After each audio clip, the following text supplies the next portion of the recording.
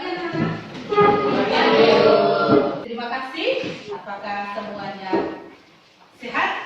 Sehat. Ya. Harapannya semoga di masa pandemi ini kita selalu dalam lindungan Tuhan, sehat dan kuat, tetap semangat dan jangan lupa untuk belajar dan selalu bersyukur. Ingat untuk berdoa. Sudah rapi ya? Silakan duduk.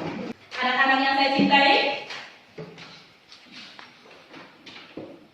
selamat bertemu kembali untuk pelajaran bahasa Indonesia.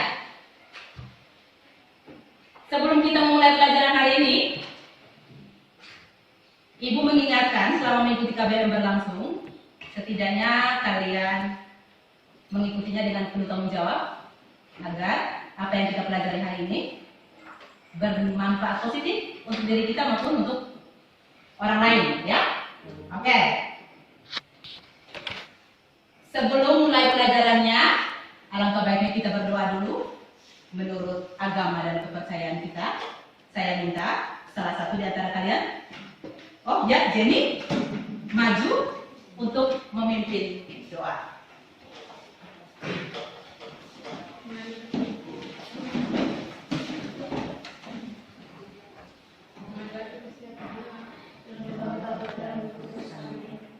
Oke. Sekarang saya akan mengecek kehadiran anak-anak. Ketua kelas bagaimana, Dino? Semuanya hadir? Oke. Saya coba mengecek kembali ya. Anak-anak, tentu kalian masih ingat dengan pelajaran kita pada pertemuan kemarin, di mana kita belajar tentang mengidentifikasi sebuah cerpen atau cerita pendek, mengidentifikasi unsur-unsur intrinsik yang terdapat pada cerita pendek. Ibu mau bertanya, ayo, apa saja yang termasuk dalam unsur intrinsik cerita pendek? Silakan. Dino? Tema. Ada tema, ada latar atau setting. Anak-anak yang saya cintai, hari ini kita akan belajar tentang menelaah struktur yang terdapat di dalam cerita pendek, ya.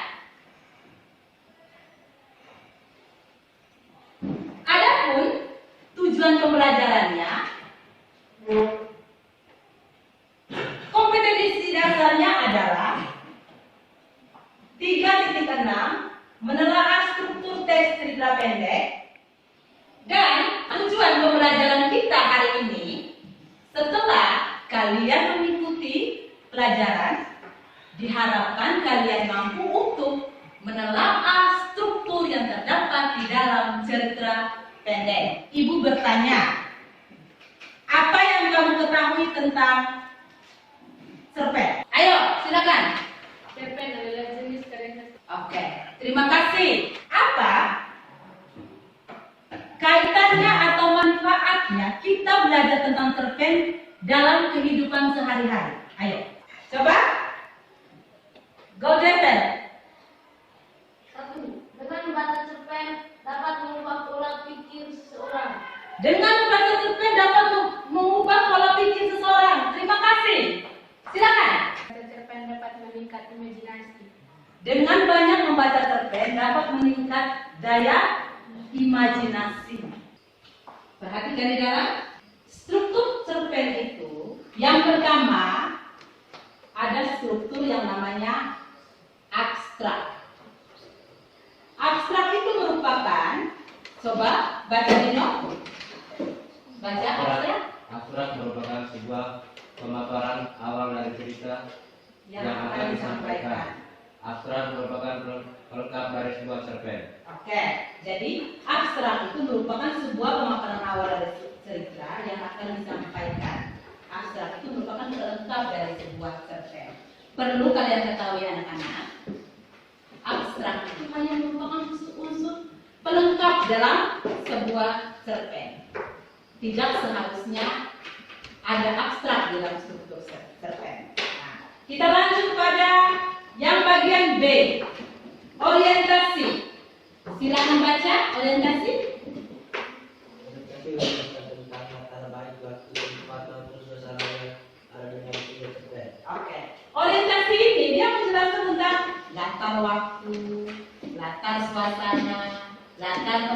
di dalam sebuah cerpen. Kita lanjut pada struktur yang keberapa? Tiga. Struktur yang ketiga. Semangat sedikit dong. Struktur yang ketiga ya. Struktur ketiga. Silakan baca saya. Struktur ketiga. Ada? Komplikasi struktur di mana terdapat penampilan Awal. sebuah masalah yang dihadapi oleh tokoh. Nah, jadi komplikasi itu merupakan struktur di mana terdapat pemaparan awal sebuah masalah yang dihadapi oleh tokoh. Perlu anak-anak ketahui, cerpen itu harus memiliki sebuah masalah. Cerpen itu menarik karena dia ada konflik atau masalah. Kalau masalah tidak ada, harus dimunculkan supaya masalah itu ada. Kita lanjut pada struktur yang berapa? Yang keempat atau kelima? Empat. Ayo Pranto, silakan evaluasi. Sayang. Coba. Evaluasi masalah yang diperbaiki Yang dipaparkan dan dipaparkan akan semakin semakin memuncak, ya. Masalah, ya, atau konflik yang dihadapi oleh tokoh sudah semakin memuncak, ya. Kalau diibaratkan kalau tulis gunung, siapa yang biasa mendaki gunung? Biasa kalau mendaki gunung, kamu sukanya gunung atau biasanya di air saja, di mancing, ya? Diibaratkan di sini sudah memuncak ya masalahnya, ya. Di sini sudah memuncak masalah yang dihadapi oleh tokoh dalam cerita, bukan kita. Tokoh yang dihadapi, yang dialami masalah yang dihadapi oleh tokoh di dalam cerpen yang kita bahas, yang kita baca. Oke. Berikutnya, ini struktur yang keberapa? Struktur yang kelima. Struktur yang paling terakhir itu namanya koda. Koda itu dia mengandung pesan moral yang disampaikan oleh pengarang kepada pembaca. Ya, biasanya dalam cerpen itu mengandung pesan-pesan moral, pesan-pesan yang positif ya. Di situ ada kata komplikasi. Apa yang kamu ketahui tentang komplikasi? Bukan komplikasi penyakit. Penyakit mungkin ada saudara atau kaum yang kenal yang komplikasi penyakitnya. Dari jantung pergi kolesterol pergi asam urat. Ada komplikasi. Jadi yang kita belajar hari ini bukan komplikasi penyakit, tetapi komplikasi yang merupakan salah satu struktur yang terdapat di dalam cerpen. Oke.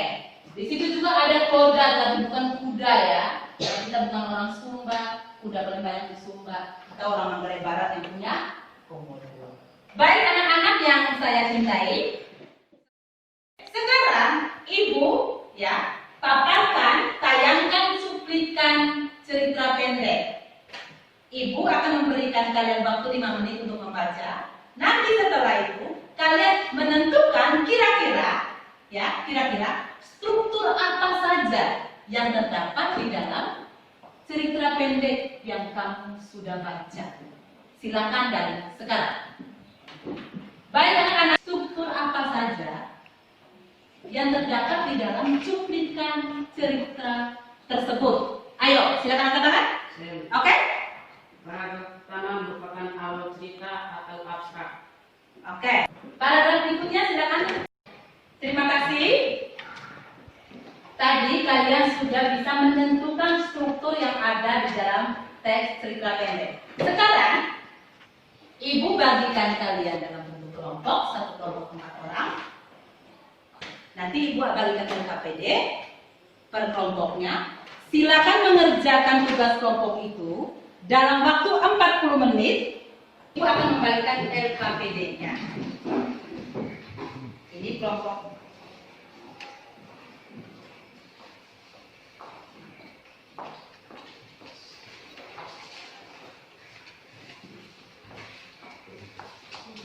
Ya. Baik anak-anak, yang perlu kalian ingat, lihat di LKPD-nya. Jangan lupa tulis nama kelompok, nama anggota kelompok. Kalian sudah mengerjakan tugas kelompoknya, diskusinya. Sekarang waktunya kalian mempresentasikan hasil diskusi. Ya, saya minta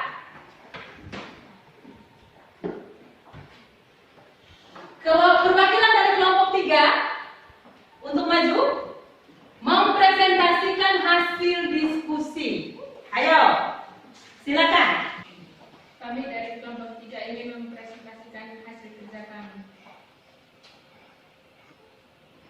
Trauma. Seorang laki-laki masih muda belum Kelompok 3, mungkin ada tanggapan dari kelompok lain atas hasil persentase dari kelompok 3. Ayo. Oke, perwakilan dari kelompok 1, Dino silakan. Menurut kami kelompok 1, 1, 3. Silakan kembali ke tempatnya. Tepuk tangan untuk teman kalian dari perwakilan kelompok 3. Terima kasih, kalian sudah mempresentasikan hasil diskusi hari ini. Ada pertanyaan menyangkut diskusi? Tidak ada?